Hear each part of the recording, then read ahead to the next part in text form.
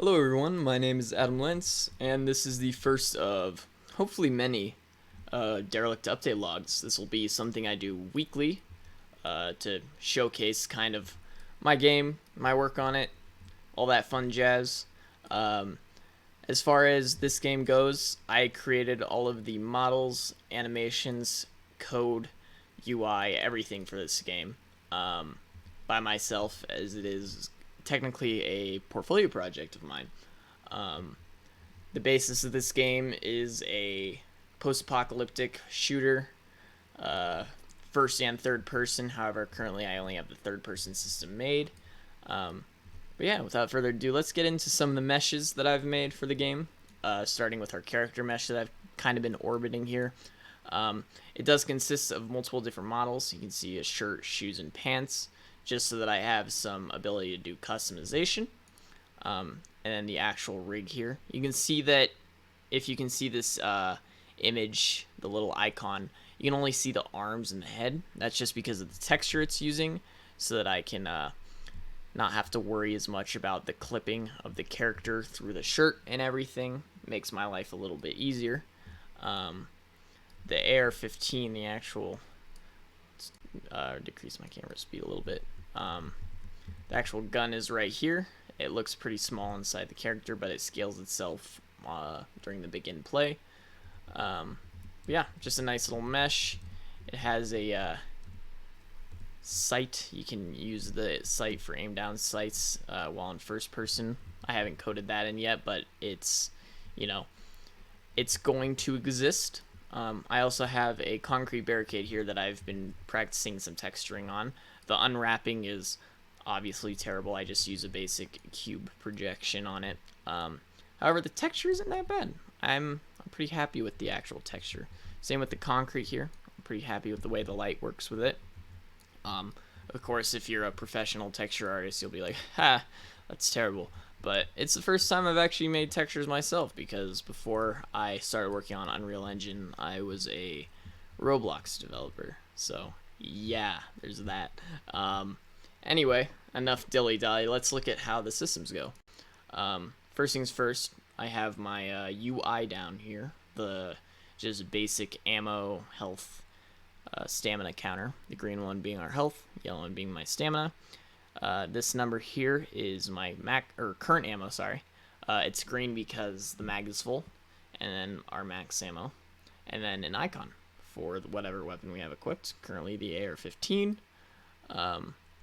Anyway, so it's got some basic controls, leaning, all that fun stuff. It's got some nice drag with the lean, and then, aiming, all that fun stuff. Crouching, sprinting. You can see the stamina bar reacts with that, so as we run out of stamina, I can't sprint anymore. Depending on how my character is moving, the stamina regeneration, will react accordingly. So if I'm walking around, my stamina won't regenerate as quick. Standing still regenerates quicker. Crouching down, it regenerates the quickest. And walking and crouching is the same as standing and not moving. So that's how the stamina regeneration works. And then we've got firing. It's got some nice camera recoil. For some reason, it only wants to go left. There we go. Now it's got some right in it. The horizontal recoil is determined by a random bool. And then the actual recoil will be a multiplier within the weapon. So I just figured this is a nice base recoil. And then as I run out of ammo here, you'll see my ammo turns red. Can't fire anymore. Character reloads. There you go. And I go back up to 30 ammo. Now, I didn't have a round in the chamber, so it only went back up to 30. If I were to reload again, given the fact that I have a round in the chamber, I'm actually able to go up to 31. That also counts for if, I reload from like 14 or whatever. If I reload with what would be a round in the chamber, it goes up to 1 above the max ammo. And that only works for guns with chambers. If I were to have, say, a double barrel shotgun, you can't go up to 3. That wouldn't make any sense. You'd have a really interesting double barrel if it was 3 ammo.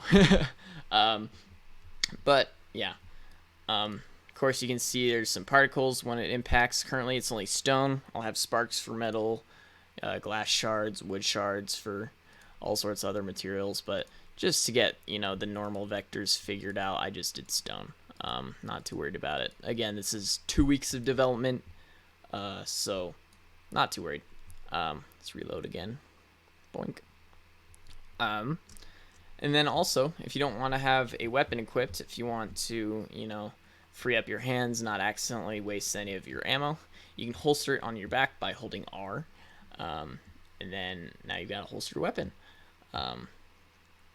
There's no other really advantages to having it holstered. I might do something with stamina regeneration with your weapon being holstered on your back. However, while holstered, you can actually do some punching stuff. So you aim in to raise your fists. We'll do that again. And then while your fists are raised, you can start punching. Sprinting or letting the timer run out will put your fists back down and put you into a normal position again.